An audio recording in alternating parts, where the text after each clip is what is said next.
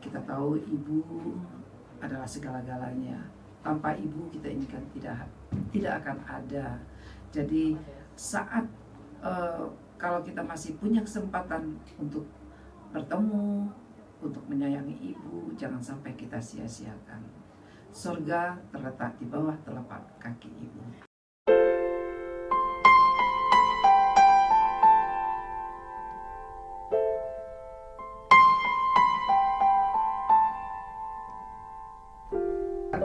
Sore ini sudah hadir Bunda Emma Yohana selaku ibu inspiratif kita pada hari ini. Apa kabar Bunda?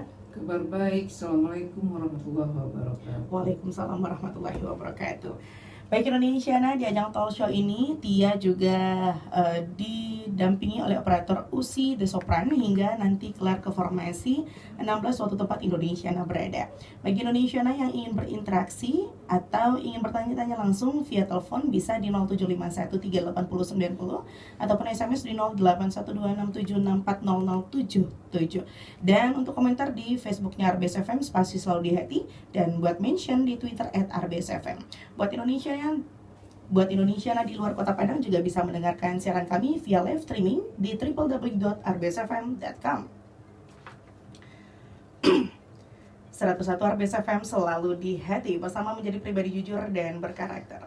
Indonesia, Hari Ibu adalah hari peringatan atau perayaan terhadap peran seorang ibu dalam keluarganya, baik itu untuk suami, anak, ataupun lingkungan sosialnya. Di Indonesia, Hari Ibu dirayakan pada tanggal 22 Desember, tepatnya di hari Jumat ini, dan ditetapkan sebagai perayaan nasional. Dan saat ini kita sudah bersama ibu inspiratif kita, Bunda Emma Yohana, dan langsung saja kita bincang-bincang dengan beliau. Bunda, Ya, menurut Bunda, apakah Hari Ibu itu harus di tanggal 22 Desember atau seperti apa? sebetulnya kalau kita berbicara Hari Ibu itu, kalau menurut saya tiap hari, Tiap hari ya? tiap hari, tiap bulan, tiap tahun. Mm-mm. Jadi Hari Ibu, Hari Anak, Hari Bapak, pokoknya semua hari itu sama. Sama ya? Tapi mungkin ada ya satu satu hal yang sudah menjadi tradisi, di mana pada tanggal 22 Desember itu kita kenal dengan peringatan Hari Ibu. Nah, ngomongin soal tentang Hari Ibu, ini sosok seorang ibu bagi Bunda sendiri seperti apa? Apalagi Bunda sekarang juga menyandang status seorang ibu. Ya, kalau ibu kan semuanya sama ya. Mm-mm. Artinya seorang ibu yang mempunyai tanggung jawab. Mm-mm. Tanggung jawab itu ada anak, keluarga. Dan kalau kita berbicara bagaimana menghadapi ini, bagaimana rasanya sebagai ibu gitu ya. Saya yakin semua ibu-ibu yang ada di Republik yang kita cintai ini tentu merasakan hal yang sama. Pertama pasti senang karena kita punya anak, ya. Dan anak-anak tentu mencintai ibunya. Begitu juga ibu pasti mencintai anaknya. Jadi bagi kita ini merupakan satu hari penghormatan. Mungkin lebih pas kita sebut penghormatan ya. Kita memberikan perhatian istimewa untuk seorang ibu yang selama ini telah meluangkan waktunya mengurus anak, kemudian juga mendidik anak, mulai dari hamil sampai melahirkan, sampai dia dewasa lagi, sampai menikah, Punya cucu kali ya Bunda sampai ya? punya cucu. Jadi memang peran seorang ibu itu ibarat pendidikan ya, itu long life education. Kalau di pendidikan, Iya. kalau di peran ibu ya sepanjang hidup juga. Kan sebagai seorang ibu sama dengan ibu-ibu lainnya. Kemudian ada tugas tambahan ya. Tugas tambahan itu amanah dari masyarakat Sumatera Barat yang telah memberikan kepercayaan menjadi wakil di Dewan Perwakilan Daerah Republik Indonesia. Ini sebetulnya pekerjaan yang cukup berat ya, karena bagaimanapun tertumpang harapan masyarakat kepada kita. Kita juga kadang-kadang merasa mampukah kita, sanggupkah kita, apakah yang kita lakukan itu sudah seperti yang diharapkan oleh masyarakat. Jadi sangat berat sekali. Namun tentunya sebagai wakil, sebagai yang mewakili masyarakat Sumatera Barat, kami tentu melakukan segala tugas sesuai dengan wewenang yang ada pada batas-batas yang memang telah diberikan kepada kita.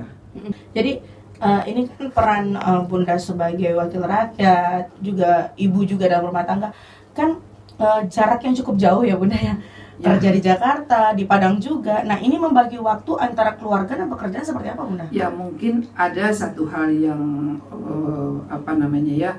karena anak-anak saya sudah dewasa semua. Nah ini yang mungkin sedikit membantu. Dan saya juga bergeraknya di bidang politik itu kan setelah anak-anak semua lepas.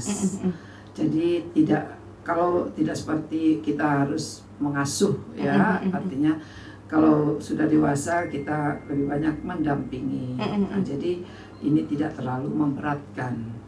Kalau tugas ya 2 kepulauan. 2 kepulauannya, satu Sumatera, satu Jawa.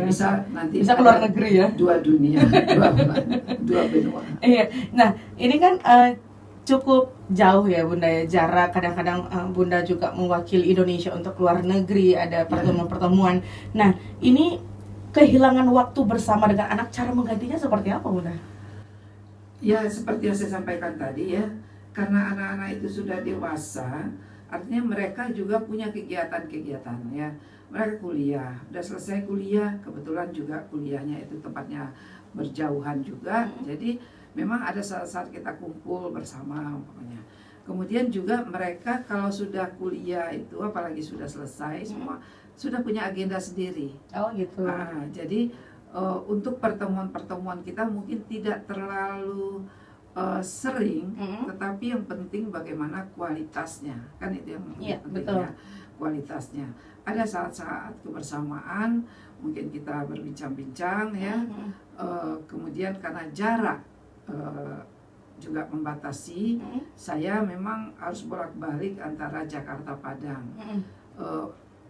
Namun semua juga demikian gitu ya, anak-anak juga demikian, suami juga demikian, jadi sepertinya tidak terlalu ada kesulitan. Ada sekarang ini banyak sekali anak-anak yang terlantar, ibu-ibu yang tidak diperhatikan oleh suami, atau yang banyak perceraian, tingkat perceraian yang cukup tinggi.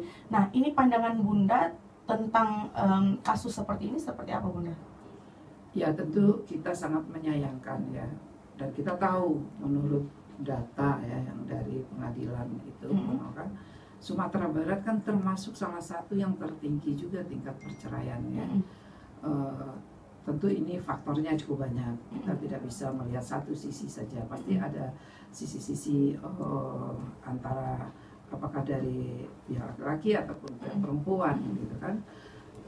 Namun kita membaca ya, kemudian mendengar ada faktor-faktor penyebab. Pertama itu karena banyaknya perempuan-perempuan yang bekerja, yang waktunya mungkin terlalu banyak habis di luar, sehingga untuk pertemuan yang intens itu agak sulit ya.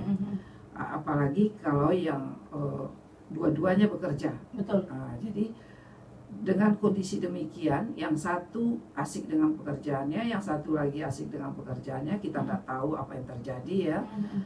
Terjadilah kadang-kadang itu perselisihan yang ada yang berujung pada perceraian. Kita tentu sangat menyayangkan hal ini. Kemudian juga masalah ekonomi juga menjadi salah satu penyebab. Kadang-kadang perempuan bekerja ya, sudah capek, banting tulang, kerja dari pagi sampai sore, apakah dia sebagai pegawai, apakah dia usaha, sementara suami mungkin tidak bekerja. Kalaupun bekerja mungkin tidak tidak cukup lah seperti yang diharapkan. Ini juga merupakan salah satu penyebab. Namun semua itu yang paling penting adalah harus pemahaman. Saya lihat ada pemahaman saling. Jadi kedua belah pihak itu harus saling memahami. Tidak ada yang sempurna. Itu pertama harus kita pahami. Kemudian kalaupun umpamanya perempuan yang bekerja, si bapak belum bekerja, itu mereka bisa kerjasama. Sehingga mungkin pekerjaan-pekerjaan di rumah atau hal-hal yang bisa dibantu oleh suami yang mungkin waktu itu belum mendapatkan pekerjaan. Dan demikian sebaliknya. Jadi jangan ada pemahaman kalau ibu-ibu atau perempuan bekerja lalu laki-laki tidak bekerja, oh masa laki-laki disuruh kerja di rumah. Nah, ini gengsi ya. Ya, ini kita juga harus tahu pekerjaan itu sebetulnya kan semua sama. Tapi ada yang di rumah, ada yang dikerjakan mungkin di luar atau di kantor dan lain-lain. Tapi prinsipnya itu kerja. Jadi harus ada kerjasama agama. Banyak sekali kita lihat juga anak-anak zaman sekarang yang lupa akan ke masjid, lebih mementingkan gadget daripada suara azan. Nah, Bunda sendiri dalam mendidik anak dalam ajaran agamanya sendiri seperti apa? Ya mungkin ini persoalan ini hampir persoalan banyak jadi persoalan ya. Kita kan juga nggak boleh munafik karena memang anak-anak sekarang pengetahuan mereka itu jauh lebih cepat perkembangannya dari kita. Jadi mereka sudah sampai umpamanya tentang sekarang bagaimana informasi, informatika, ada yang namanya berbagai macam lah IT ini ya. Sementara kita kadang-kadang belum paham, belum sampai ke sana. Ada yang revolusi 4.0 katanya kan. Nah, itu membuat mereka lebih cepat menyerap dan menangkap isu-isu apa yang terjadi, sehingga pengetahuan mereka pun kadang-kadang demikian. Nah, ini sering tidak kita tidak diimbangi ya, tidak diimbangi dengan itu yang namanya pelajaran agama tadi. Saya berkeyakinan semua anak-anak kita di sini khusus Sumatera Barat pasti kita berikan pendidikan dasar tentang agama, itu jelas ya. Artinya tidak ada anak-anak orang di Sumatera Barat ini yang tidak belajar agama, itu pasti semua ada. Namun kadang-kadang setelah mereka dewasa, setelah mereka mungkin merantau atau berpisah dengan orang tua, pendidikannya ini sering terabaikan. Nah, ini sering terabaikan. Tapi tidak semua juga, tidak semua. Ada yang mungkin orang tuanya betul-betul antisipasi dari awal ya. Jadi ini menjadi persoalan kita juga. Harusnya memang anak itu dibekali dari awal, dibekali dari kecil. Makanya ada istilahnya pendidikan anak usia dini. Kita mulai sebagai fondasi atau fondamen yang kuat, kemanapun mereka akan aman dan sudah punya dasar yang